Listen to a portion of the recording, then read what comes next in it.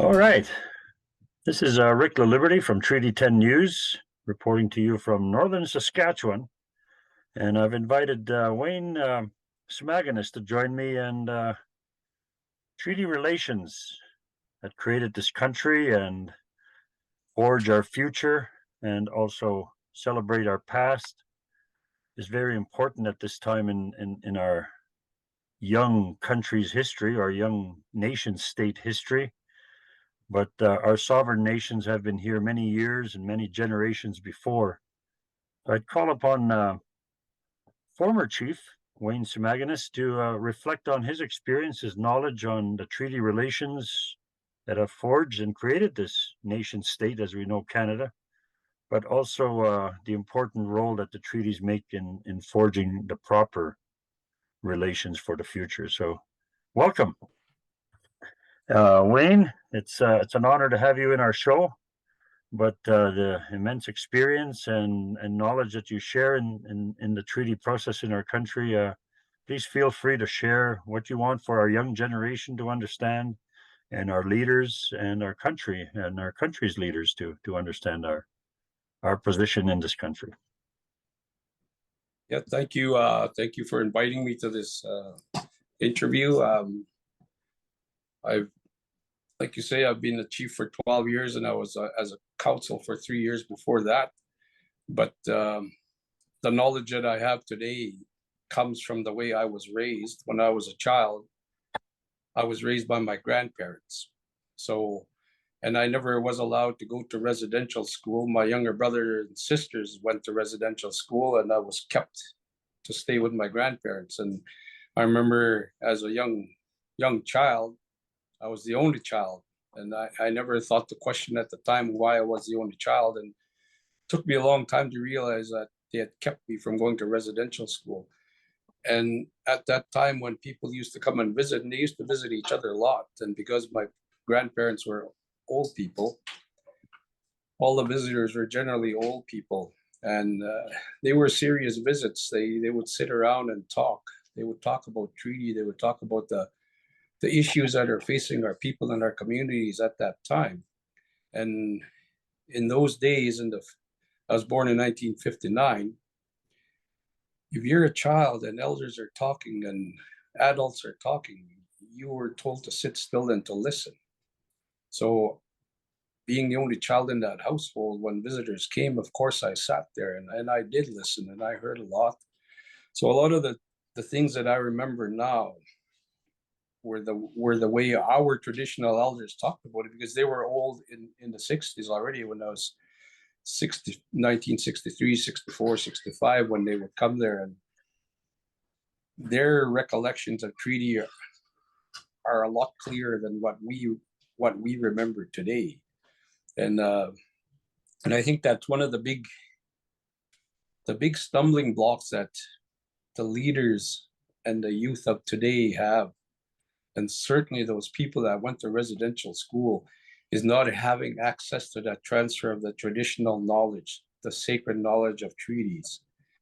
So when you don't have that, and today you go and represent us at any table with the federal and provincial governments, you go there with a great lack of knowledge, with a great lack of understanding of your rights at any table in Canada. So our young leaders struggle. Not only do they not have that knowledge, they don't have the historical relationship of the big family where we lived with our elders. Our elders didn't get put in old folks' homes. So for me to grow up like that was a great advantage, and that was something that traditionally all Indian families had, the big family unit. The historical teachings were passed down orally. And I got to live with that, and that's what's kept me strong as a chief, as a leader for all people, not just Little Pine.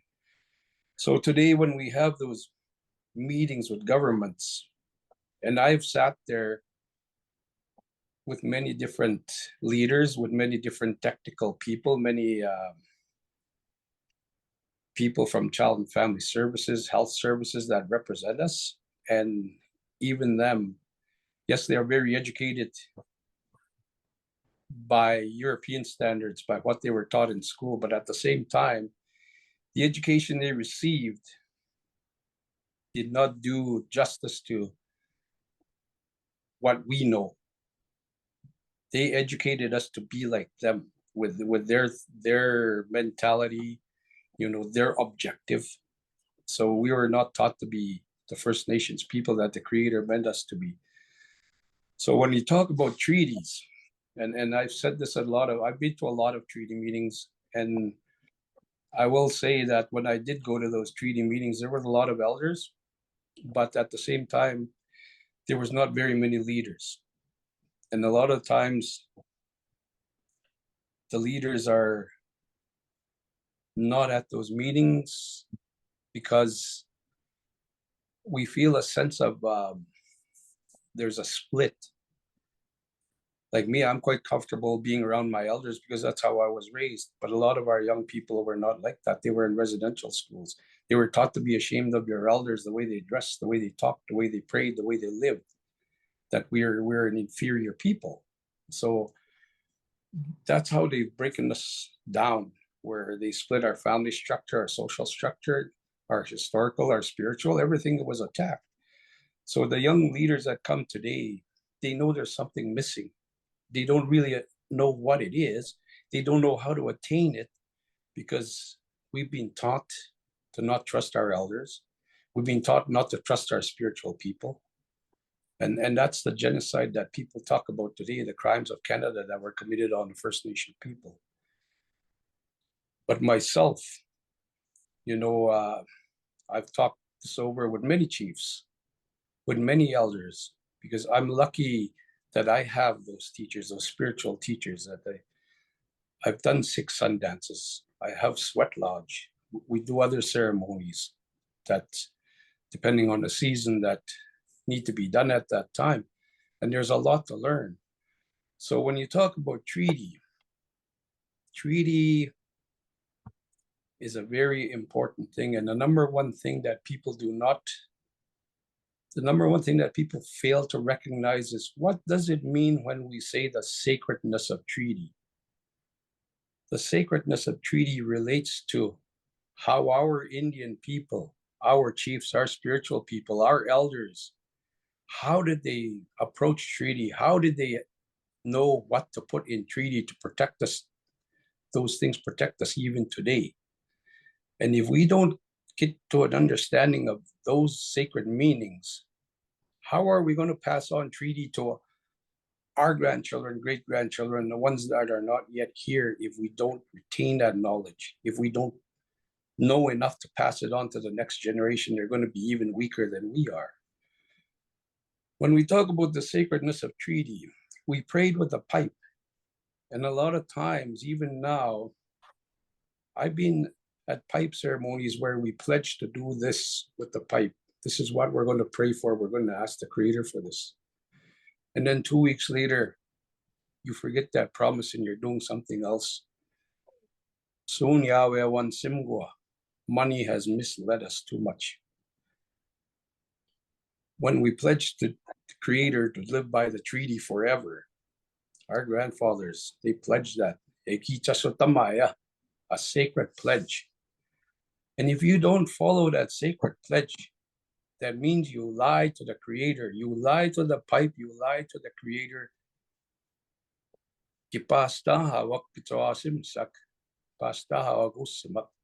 You commit a sin that is going to punish your children, that's going to punish your grandchildren.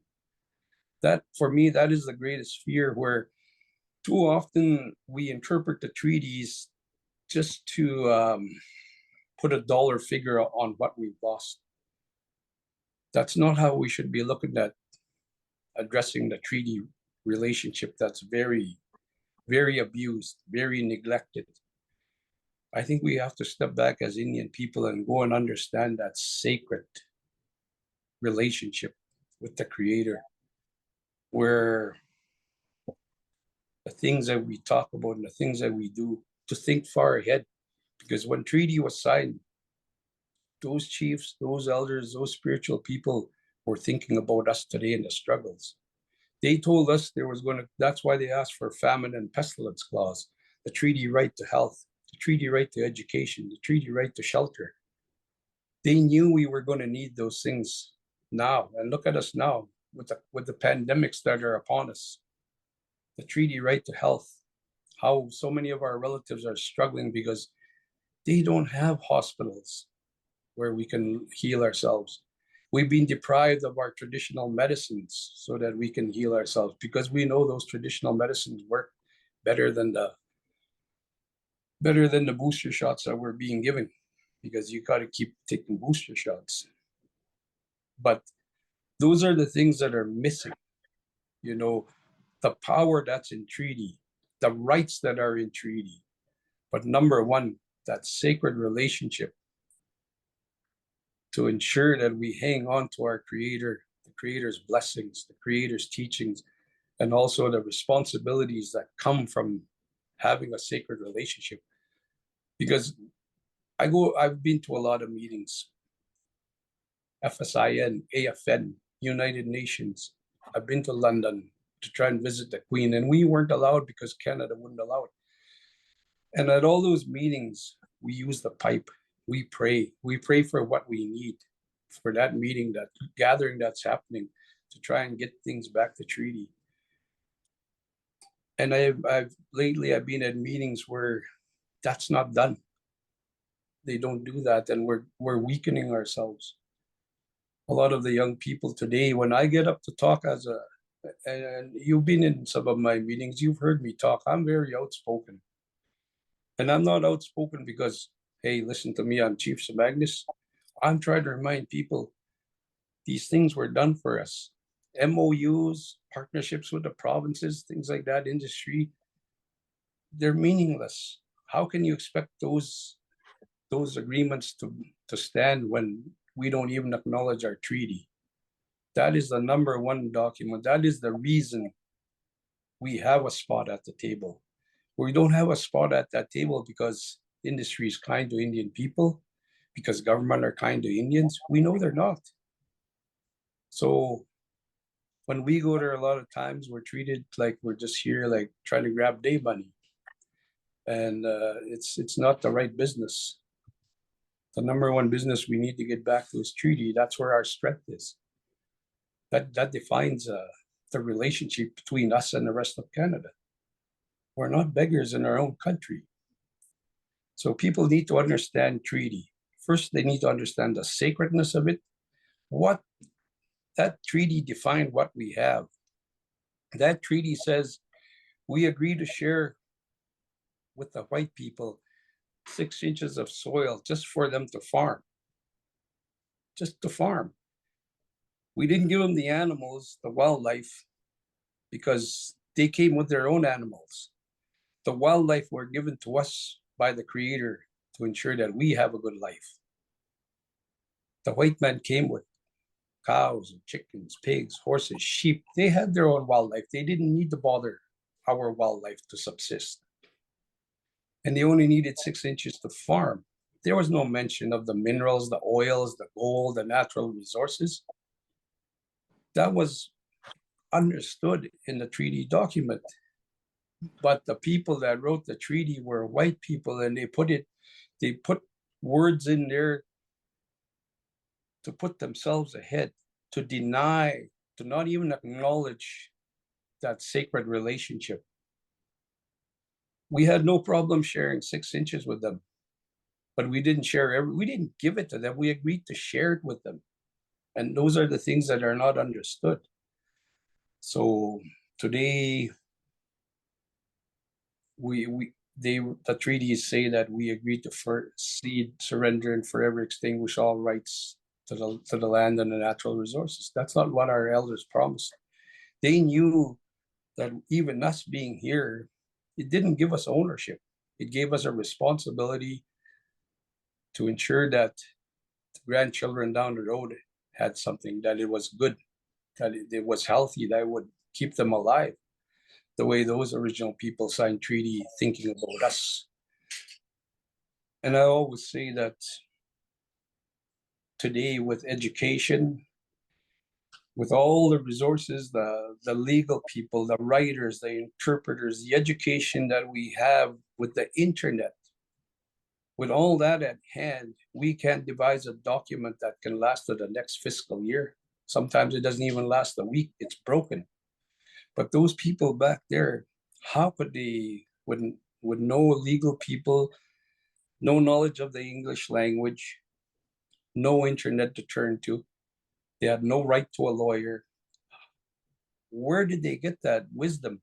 Where did they get that strength that to devise a document that would last forever? Forever. That's how far they could think. That's how pure their mind was, how clean, how sacred their thinking was, their relationship with the Creator gave them all that. Today, we don't even have that. Even without everything that's here, all the technological improvements, the access to information, our knowledge of their language, and we can't even agree on anything week to week. How can we talk about forever today? So when you think about all those, this is what our young leaders, our children, our grandchildren need to go back to. Before we lose all that, before before we're taken off that path forever, so we lose all knowledge, all understanding, we have to re-educate ourselves. That's the sacred aspect of treaty, the interpretation of it, the implementation of it.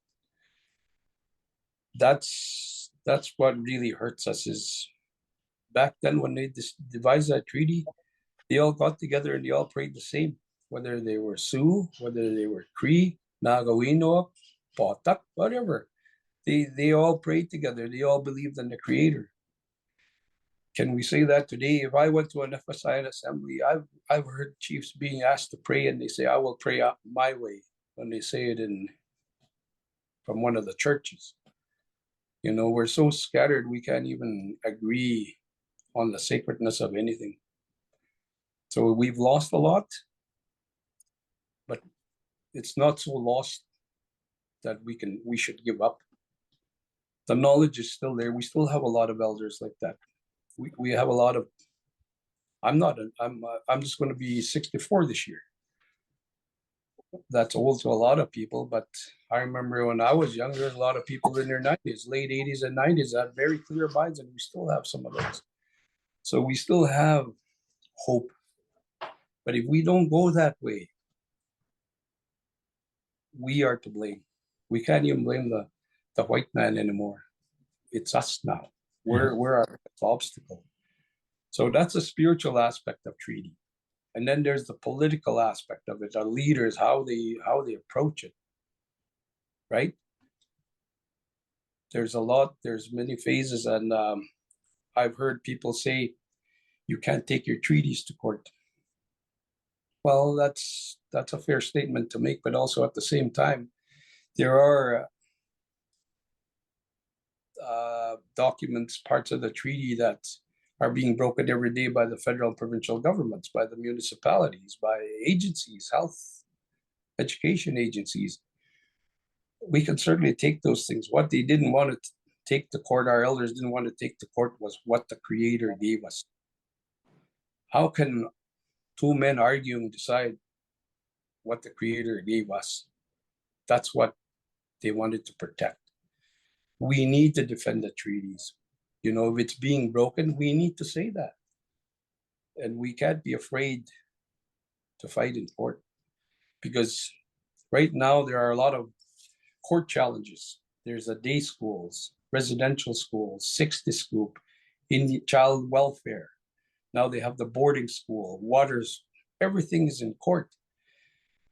And it's great that we're going to court to stand up for ourselves, to stand up for our rights, so that our children and our grandchildren don't suffer, to make the relationship right by using treaty. But what bothers me is, we were told, kayas, the elders told us, money is going to be the trap, money is going to be the bait. Okay, if all these things were wrong, everything that we're in court for, Why are our leaders settling out of court? It's like putting a price tag on everything. You can hurt us all you want. You can strip us of our language. You can strip us of our spirituality. You can take our children away. You can take our lands away. You can take our natural resources away. But if you give us money, it's okay. And that is the greatest trap that's ever been, that we've fallen into. What about the laws that were broken? What about all the people that died? What about the loss of our spirituality, that relationship with the Creator?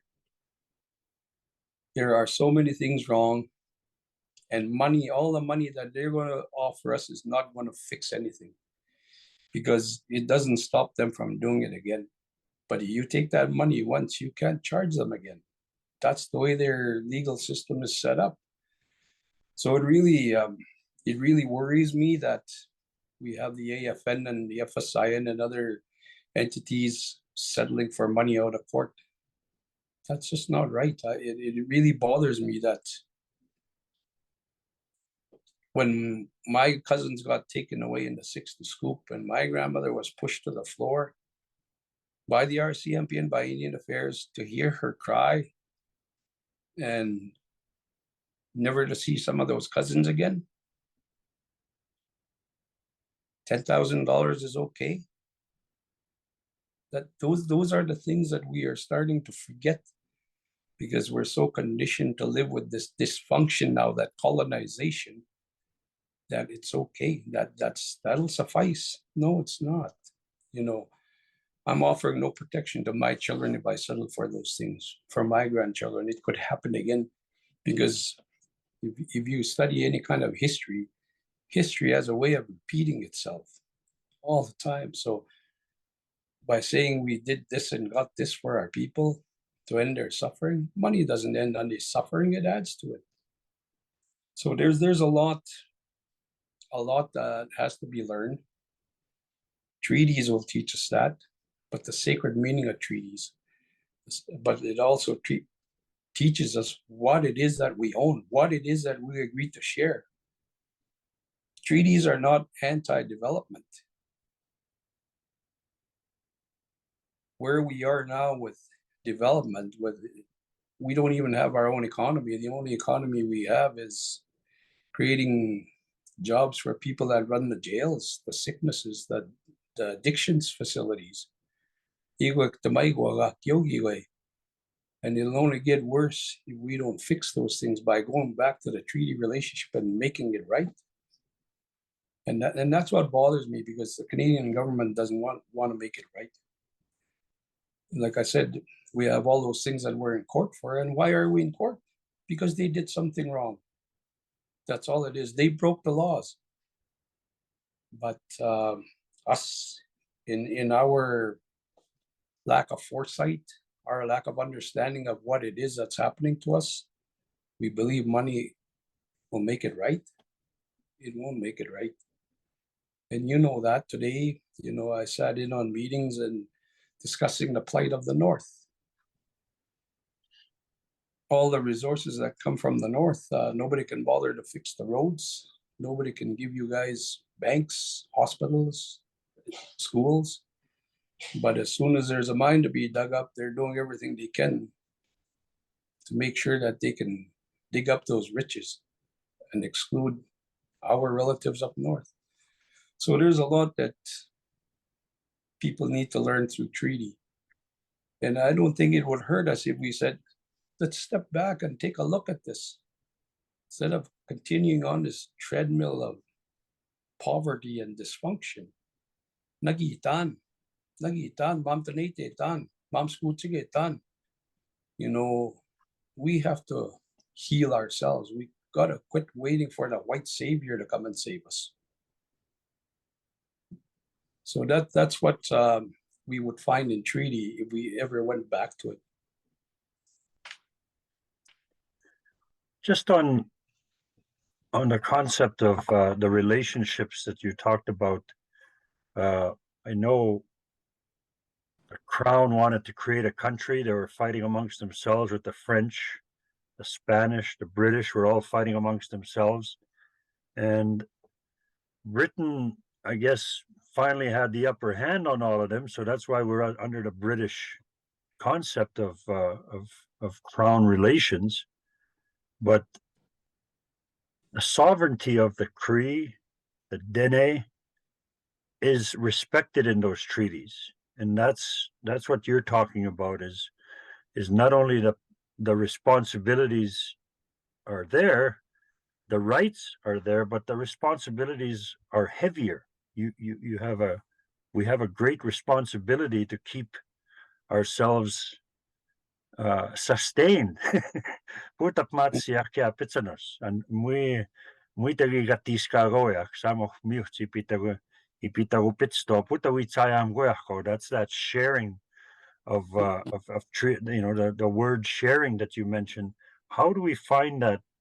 I don't think we're in a perfect place yet, but as you said, there's hope. With education and understanding. But maybe let's go towards that. What have you seen signs of hope? I know the provincial government wants to do a Saskatchewan First Act. Alberta wants to do a Sovereignty Act. They're trying to shove aside federal jurisdiction, but these are incredible, bold moves on their part. But they're standing on a foundation of treaties. That's what's created this nation state, and it's not the provinces that created the country. It's the treaties that's how the land was ascertained, right? Yeah. And when you talk about the provinces and you talk about their Sovereignty Act, they talk about the Natural Resources Transfer Agreement. That was an agreement between the feds and the province. It had nothing to do with First Nations. Like we weren't even allowed legal representation. The laws at that time we had no right at any of their tables. We were excluded. So for Saskatchewan and Alberta to think they're going to make their own country, they don't even know their own country's history. It's not Canada's right to give them land. It's ours. It's still treaty land. And there's laws on that. So they're just playing politics. The words that they use just feeds into the racist element that they even not so secretly represent now, because there's a lot of things. There's still so much racism in Saskatchewan and Alberta, and it's not me crying wolf. I grew up with that. We all did. We can't deny it. I'm not slandering anybody by saying that Saskatchewan is racist. It's just the reality. And it's just better hidden now. It's they've gotten smart with the language, and they've gotten smart with the provincial powers that they grant themselves. We signed treaty, Little Pine signed treaty July 2, 1869, 3 years after everybody else. Chief Little Pine wasn't happy with the terms of the treaty. We didn't get enough, but because of starvation and everything else, he was forced to take treaty at Fort Walsh. And Saskatchewan became a province in 1905. A lot of people say that Canada signed treaty, when we know it's not so. We didn't sign treaty with Canada. Right. So the provinces to be claiming land, how can they claim land? We were in Geneva at the United Nations. Wallace Fox was chief at the time. Perry Bellegarde was there at the time as chief of Little Black Bear. And at the United Nations, there was a committee for the elimination of racial discrimination was going on the talks. And we were there, and the government of Canada was there, not the prime minister. But we asked the Canadian representatives, show us that paper that says you have the rights, titles, and interests of the natural resources in the land of Canada. They couldn't provide it. They couldn't provide it to that United Nations board, and they never did. And a few years later, I was at a meeting in Ottawa for the AFN meeting when Justin Trudeau first became prime minister, and Perry was chief of the AFN now. And he called us to a meeting, and he said, Canada is going to let us sit under their wing at the North American Free Trade Agreement so that Indian people have a voice. And I told Perry, I said, remember, Perry? I said, we were in Geneva and we asked for this document. They couldn't provide it. I said, have they provided it to you since? Because I haven't gotten it. And he said, no, they haven't. I said, well, why would we go and sit with Canada to help them sell what they stole from us? That sure killed that meeting fast, you know. But those are the things that we have to have the right to say these things because they are wrong. Okay, and if chiefs are not going to say those things, we're going to get run over. You know, it's not easy being a chief. And do you think I enjoy going to meetings and saying things that disrupt everything? No, I don't. But you know what? That is the responsibility of chiefs. That's the responsibility of every treaty person in Canada. No, it's not just the chiefs and councils that have treaty rights. The youngest child has the same treaty rights as the oldest person on the community, as the longest serving chief. We all have the same treaty rights. It's not just chief and council that are going to lose if we don't do our work. And that's where the lack of unity, because even the Canadians are led to believe that we are treated so good that everything is free for us. Yeah. When you talk about the sharing and the caring, there's a misinterpretation of everything, and government always puts it in a way to make that farmer that's struggling, to make it feel like it's the Indian's fault that you have to pay taxes.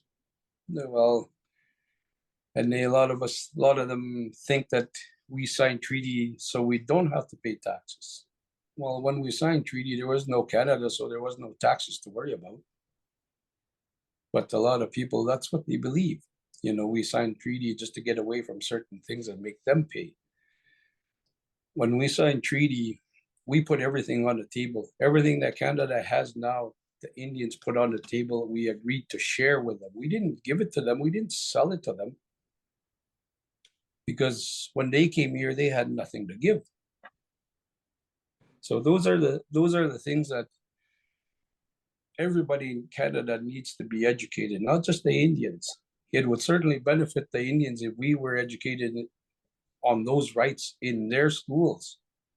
But I went to school in Paynton.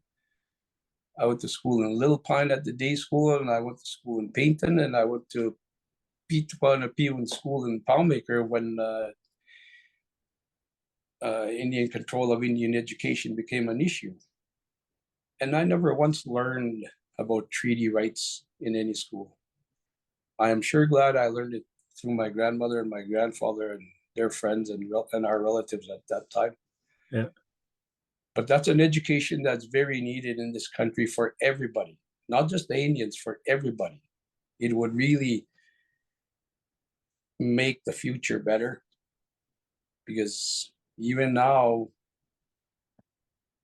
with how outspoken I am, I still worry about my children.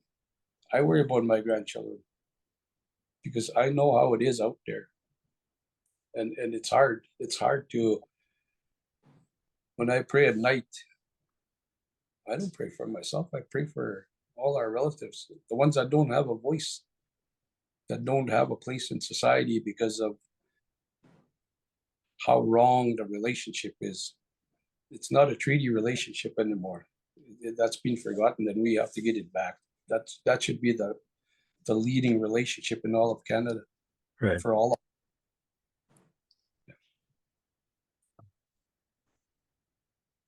No, in comparing the two worlds, I guess that's what happened here is the European world of where the master and the servant and they have land ownership, and compared to our world where land was a shared responsibility. You know, you're responsible to all the beings, all our Kwahumagananak, and there's two different world views, but the treaties celebrated that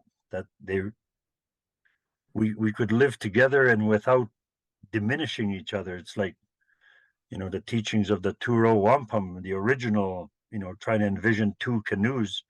One canoe can't take over the other, but we have to keep our knowledge, our language, our ways of life intact. And that's what I hear in your words with the Kriegani Hioin. And that's, to me, I think we have to continue to know the separate worldviews and celebrate those worldviews equally. Mhm. Because for us, kagagi simwa, kakiogi wegin stamune no wagutama, e wagotwa, kakiogi we wagutama, kakiogi we matsimaga, kimana tita nogi we, kimana temata no, kimana metoaga no, kakiogi we tatagiskao, kikwe wat kagagi simwa, kakwe miok matse, kakwe miwichato. Kananas kami kutawe no igo eksewa tatagwa ga yo migo ga utmatsi ga mamioya muy tuts migo no ga yo ga wayotsi wagia maga ga manachita ya ugumbe opa den ewa siwan wa homa na kapeta paso tega kape yogetik egi wa mago ga mana yo gumyan tamata to aksingi gi ma mana wa yo noks wa ge pe paswak ma me pe tapaso tik ni nane te nate me skiga ne giwigia eksema na gi machip no so igo gi amigo ek tamaxia ka tagute tika isino ga gis kioga togo ga wi mitso ka kio pe pe go ne gi sa samit moi ni nan ma momste go ya apsis po pe pe go gi sa samit ekse gi se kino abmto ka kio pe pe go ka quiz mioya ya ka quiz miutato igai sat na maso nga wayutsi wa gengi ga katapati ki no ab mataw yag no check to max egi mam tane tame kakse watse. And those are the things that differ kagagi sumo, the religions, the way we pray, it's and I remember the terms that were used to justify for the Europeans to come here and claim ownership of everything. The doctrine of discovery, right? Yeah. And even in their own Bible, that if we're not Christians, the Catholic Church says that we are not human and we're less than human. And the Bible reads that God gave man dominion over everything on earth. Actually, we always say that's what they believe, that they have a right to own everything on earth, and that's not right. Those are the two differences, the main differences that I see in the spirituality. Ours is sharing and caring. Theirs is domination and to get rich, and even now, these trips to the Vatican. When you look at everything they have in their museums and how rich they are, well, what is their economy that they can be so rich? And yet, when you look at treaty, we agreed to share the land and the resources. This is from a so-called pagan society, right? Savages, that we can think like that. And people should look at that, well, why do these people think like that? From what I see of things, we're so much closer to the Creator, but the more we keep getting dragged down this road with federal and provincial governments, the more we lose, and that bothers me more than anything. That's we can become forgetful, not to acknowledge the Creator's gifts, the blessings, and most certainly not to acknowledge the responsibilities that we have because of how we pray.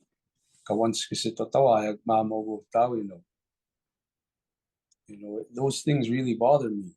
So there is a lot of learning, and too many of our people do not even live on the reserve now. Where are those people going to access the languages, the teachings of the language, where are they going to access that spiritual teachings? When in Little Pine we have over 2,200 people, but maybe 600 live on the reserve. So 1,600 people don't live on the reserve. What do they learn? They talk English, they learn in English. They don't pray the old ways. When we have sun dances, I've seen a bit of a surge in our spiritual gatherings. And even with COVID and these other diseases and quarantines in place, people are coming back. But where is the great majority of our people? Unya na. And those things are going to hurt us more than anything, because they're just going to be brown white men. I've met people in town. Where are you from? Oh, they say, well, I'm from this reserve, but I've never been there. I grew up here. They don't know their language. They don't know their relations. We're losing everything. So there's got to be a lot of work. And it bothers me because when we go to these meetings, and you've been there, when we ask Indian Affairs for how can we do this and do that, and I was asked one time, well, how much money is it going to take to make things right? Well, think about it. How much did you spend to make things wrong? If you can spend so much money making things wrong, why does it bother you to spend some money to make things right? They try and belittle us and make us feel ashamed for even asking to make things right. And that bothers me, and generally as a people, kimiuto now, kimanatana mo now. And we're too kind sometimes, we're too polite.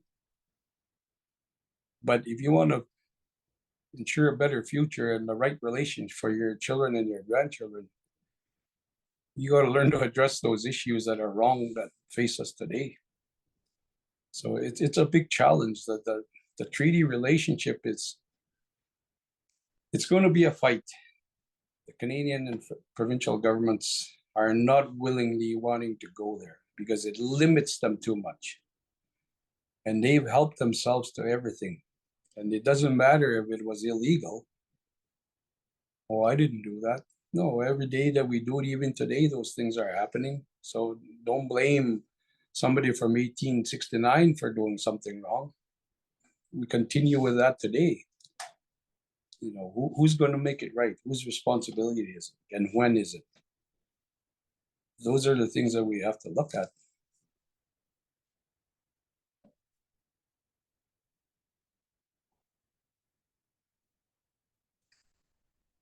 You lost contact. I can't hear you. Yeah, I was going to say, I guess the other relations that we have is amongst our nations, amongst, our own sovereign nations of the Cree, the Dene, the Saulteaux, the Blackfoot, the Haudenosaunee, the Confederacy. There's different nations, and then you have the mixed bloods, the Métis that are coming in as well, and you got the Inuit recognized under Section 35 as Indigenous peoples. But do you see us working together there, or is that part of the problem as well? There's too much separation amongst our different interests and different nations. I don't. It doesn't matter what the problem is that faces us now. A long time ago, I asked my grandmother and my two youngest sisters, their dad, Moon Yao, a white person. I asked my grandmother, Nokom, Sim Sagange, Apita Wusa Nakching Apuching Nehio. With her cane, she hit me with her cane. She was mad. The guy we got six speaks Swede. No Semaganis, just as much as you. Okay? Yeah. That's my grandmother, right? And why, when we talk about all the things that have been done to us, to split us up, to break us apart. It's always been an attack on our children, attack on the women, okay? 60 school, child welfare, residential school, day school, all the things that go on that took our children away. You have to go all the way back. And I don't like this term, how Cree people have described the Métis in our language, Apita Wusan, half a human. Who wants to be called a half a human, right? That's so disrespectful. Apita po kay sino waksoy. But those things, the Métis, they're Métis because they have Indian blood. They're not Métis because they have white blood. That is what the governments of the day, the Indian agents, did to break apart our families. Even our staunchest elders today, pure treaty, that's all we want to look at. The Métis have no room at that table. Those people today, those elders, them too, they have children that are Métis. Are you going to kick those children away from your table? Well, why would you kick them away from the political table? We have to go all the way back and revive Wa'utwin, to acknowledge the relationship, because the Creator gave us that relationship. It wasn't the white man, it wasn't the Indian, it was the Creator.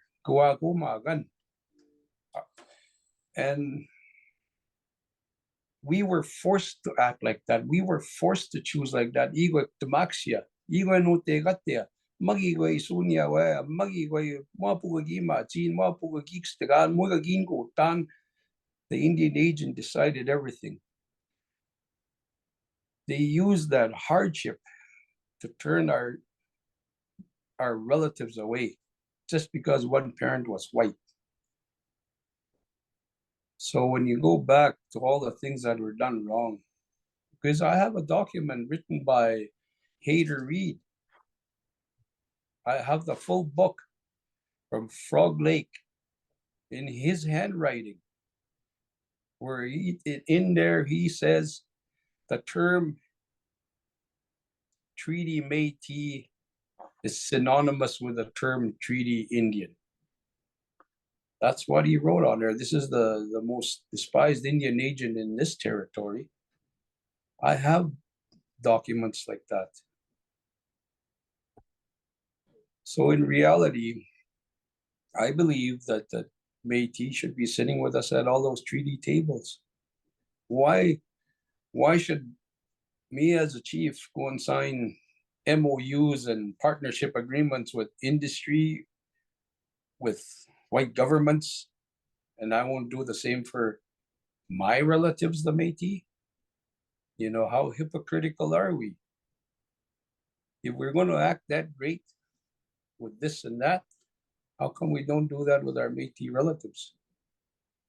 There's a lot that we need to look at, and we need to be open-minded about it, and we all suffered. And I believe the Métis suffered more than us because they didn't even have a right to land. Mhm. I remember a lot of people saying they belong on road allowances. Well, what kind of a relative am I? You know, if we can agree to share with the white people, how come we can't agree to share with our Métis relatives? I heard it from my grandmother. Tapwe.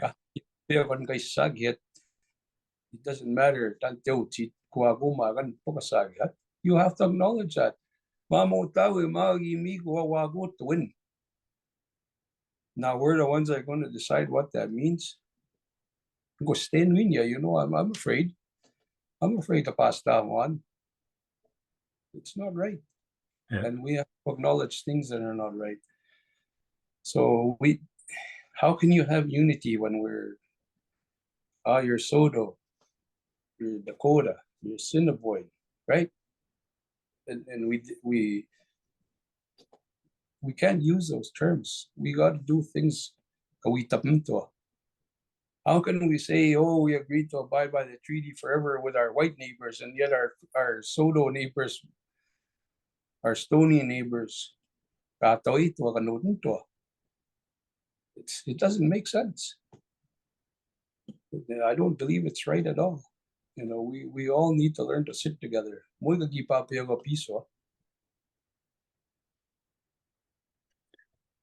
Yeah, I think we'll have to continue this conversation because the wealth of knowledge, and it's also locked in your language.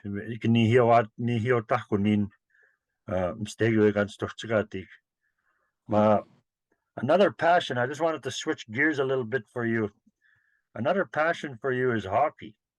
I know you've you've been in Yeah. hockey rinks in and out of all over the place, but I just wanted to look at the NHL, where we have two NHL teams in Alberta. We have one in Manitoba, and the recent win of Team Canada here, we had Saskatchewan players prominent in contributing to Team Canada.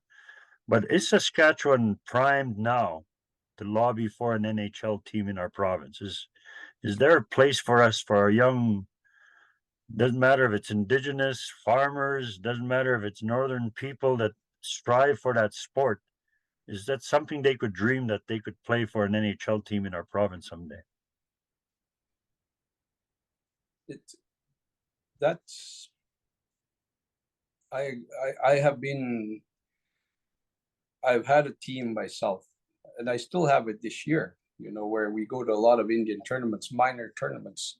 And I have seen lots ni hiyasak, nahitik, nahitik, but for some reason they fail to make it to the top level. There's some there, but they don't come from the reserves exactly, right? And I know there's a lot of kids from many reserves that are really good players, and they don't all make it to the top level. But in Saskatchewan, we had a team, because once in a while I go to Edmonton to watch the Oilers play. I cheer for the Oilers, and I see many people from the north with Habs. When the Habs are in town, the Northern Indians, same thing with Toronto, walk the Max walk Toronto, but they're there, And in Saskatchewan, because right now they're talking about a new arena downtown Saskatoon. Okay, and that's fine. That's their business. We still, but I'm trying to get a group of Indians together to buy that old arena. Go see Tomas Yogi going to give a good footprint in the big city. Saskatoon.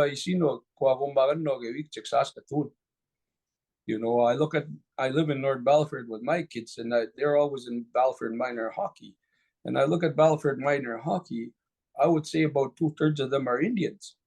Wow. And they play lots everywhere. My junior, he's 16 years old. He plays hockey. We have our team Battle River Hawks, and every weekend we just go downstairs. You get to get picked shot at,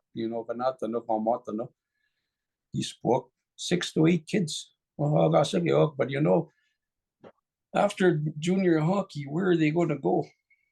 We have to provide those things. Uncle Fred Sasakabus, he talked about having an Indigenous Olympic team. Right. But those are the kind of things that all our communities and all our leaders should be planning for and preparing for, and setting up that basis for Indian teams to pull all the players together and give them an extra push. It's not racist to do those things, it's just an acknowledgement that, hey, we need an extra door. Hockey Canada just went through a scandal with the way they ran things, and I got asked by some people to say, give me a letter of support to be the Indigenous representative on Hockey Canada. And the thing I asked them is, if I give you that letter of support, why would you want to go and sit on Hockey Canada to be the token Indian? Go there to make sure that a lot of Indian parents spend a lot of money putting their kids through minor hockey, and they never have a voice. Saskatchewan Hockey Association, there's a lot of Indian hockey tournaments, from kids all the way to adults, to seniors, to old timers. But a lot of the kids in North Belvedere aren't allowed to go play in those Indian hockey tournaments because they're non-sanctioned. Well, why does Hockey Canada allow communist countries that have bad publicity about how they treat people? They let them come and play here, no problem. But yet you're here in our own province, they won't let our Indian kids go play in an Indian hockey tournament. The discrimination is still there, because we have that right. So yes, there are things that have to be done to ensure that our youth can go all the way, that there is an avenue for them. Because I know I have cousins right now that are struggling in the junior hockey leagues and Western Hockey League, right? And they try and move around because they're not being accommodated. So we have to do things, that's how much we should love our children, to make sure that there's a path for them instead of kananakasin. There's Right. nothing wrong with all leaders getting up to do those things.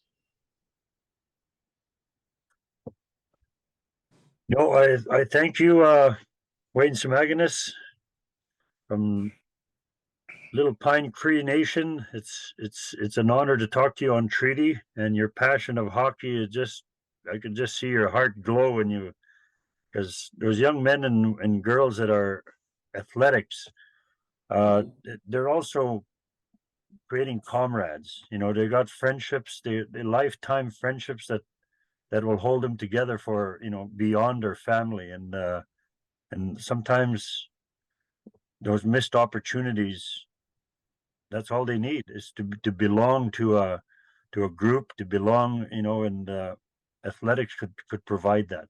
That's what I've seen in my history as growing up. But a lot of the people that I know beyond Beauval came through my athletic experience, and you create brotherhoods and sisterhoods right through that. Yeah, because our team, we get players from Ontario, Manitoba, Saskatchewan, and Alberta. We were just in a hockey tournament in Saskatoon for a James Smith tournament after Christmas. And the first game we played, this is midget hockey.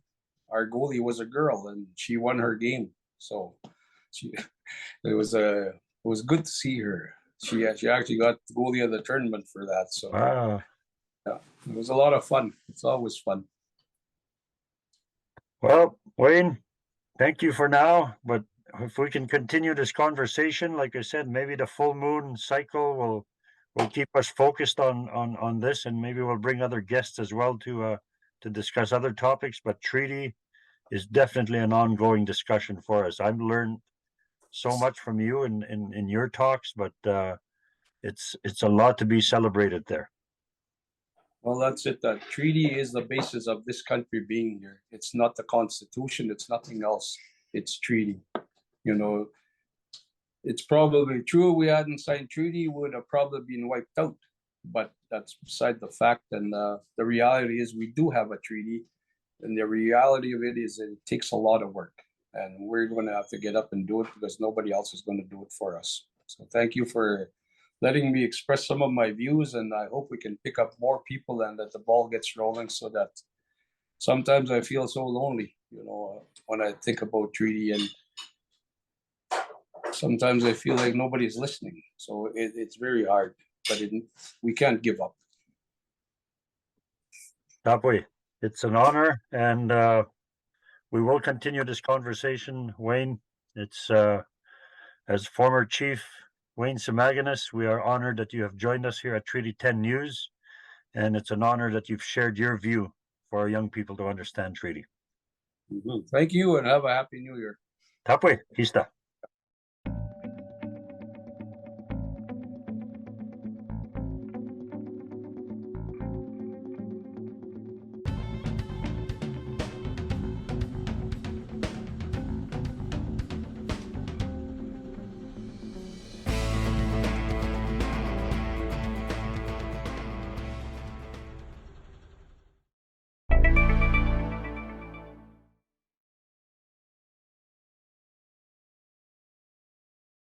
Música